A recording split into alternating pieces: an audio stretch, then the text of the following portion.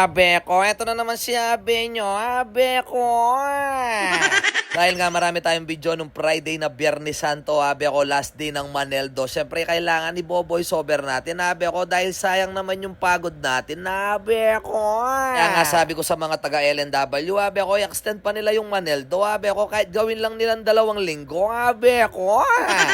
Pang nagbibidyo nga pala ako dito sa may sulok, Abe ko, nakita ko si Muy Muy, Abe ko, yun nga, sarap niyang kumain, Abe ko, nagipag-geng-geng pa siya, Abe ko. Kahit nga nakatakip na yung aking mukha, Abe ko, nakilala pa ako ni Mang Delio, Abe ko, kasama niya yung kanyang anak na si Rachel, Abe ko, kaya inimbita nila ako dito sa kanila, Abe ko, para mag-lunch, Abe ko.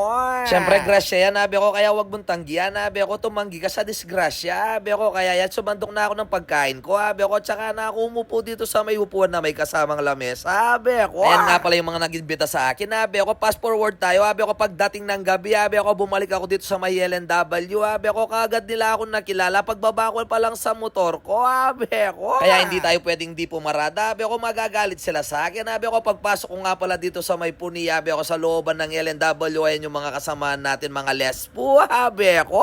Sakto naman, Abe ko, naabutan ko si Brum Brum, Abe ko, kung hindi ka taga LNW, hindi mo kilala to si Brum Brum, Abe ko, pinakain nga pala ng special Samji, Abe ko, ni Sir Bimbin, Abe ko. At talagang makikita mo nga naman talaga yung reaksyon ni Pare Richard Pangilinan, Abe ko, talagang tawan-tawa kay Brum Brum, Abe ko, dahil talagang kinain niya yung special Samji, Abe ko. At hindi lang yun, Abe ko, pinakain na siya ng Samji, Abe ko, tapos binigyan pa siya ng pera, Abe ko, tapos pinapainom ko ng tubig, Abe ko, mali pala yung binibigay ko, Abe ko, aslang pala yun, Abe ko. Pero talaga nga naman, Abe ko, kapag kasama mo to si Brum Brum, Abe ko, talagang mamamatay ka sa kakatawa sa kanya, Abe ko, tingnan nyo naman si Pat G, Abe ko, na wala na naman ng damit, Abe ko, dahil malisangan daw siya, Abe ko. Habang lumalalim na nga pala yung gabi, Abe ko, lalong lumalalim na yung tama namin, Abe ko, shower out sa mga kasamahan natin, mga SWAT at saka pulis, Abe ko. Habang nagiinuman nga pala kami at nagkukwentuhan, Abe ko, bigla tayong tinawagan ng ating mga solid na followers, Abe ko, si Mr. RB Lopez, Abe ko, binigyan tayo ng salamin, Abe ko, maraming salamat, kaibigan, Abe ko. Dahil nga sa sobrang kwentuhan namin, hindi ko na napapansin o hindi na namin napapansin, Abe ko, lumilitaw na nga yung araw, Abe ko, tignan nyo naman yung mga mukha namin, Abe ko, talagang litaw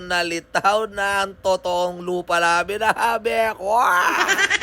Dahil madalang lang kami magkita-kita, kaya ayan, inabutan na kami ng umaga, Abe ko. Dahil nga mag-aalas 7 na ng umaga, Abe ko, nagpasya na akong umuwi, Abe ko, dahil masakit na sa mata yung araw, Abe ko, habang naglalakad nga pala ako dito sa may LNW, Abe ko. Kahit sinong madaanan ko, Abe ko, pinapaparada muna nila ako, Abe ko, tapos pinapainom pa nila ako, Abe ko. Kaya nga nagtatago na ako sa kanila, Abe ko, baka hindi na ako makarating sa amin o hindi na ako makarating dun sa motor ko, Abe ko, dahil sa daan pa lang, Abe ko, papunta pa lang ako kagabi, Abe ko, hanggang sa pag-uwi ko, Abe ko, talagang malalasing ka kung talagang iinumin mo yung mga pinapainom nila, Abe ko. Tapos meron pa nga nagbigay sa akin ng chowpan at saka soya milk, Abe ko, ito nga pala sila, Abe ko, pagdating ko sa motor ko, Abe ko, kakasakay ko lang sa motor ko, Abe ko, yan, inarang na naman nila ako, Abe ko.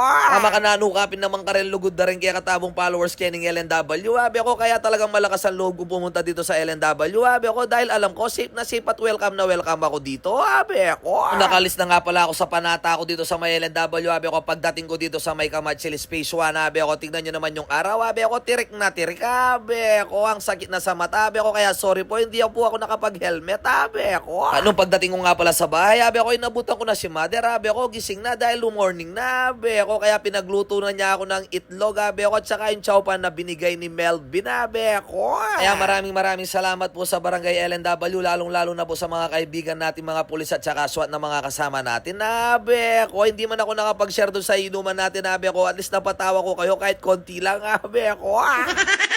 Kaya sana sa susunod, Abe ko, gawin ng 2 linggo yung Maneldo, Abe ko, para mahaba yung bakasyon at saka mahaba yung pagsasamahan natin ng mga kakaibigan, Abe ko. Kaya ingat po kayo palagi, Abe ko. Maraming salamat sa suporta kay Babsoy. Thank you. God bless. Bye!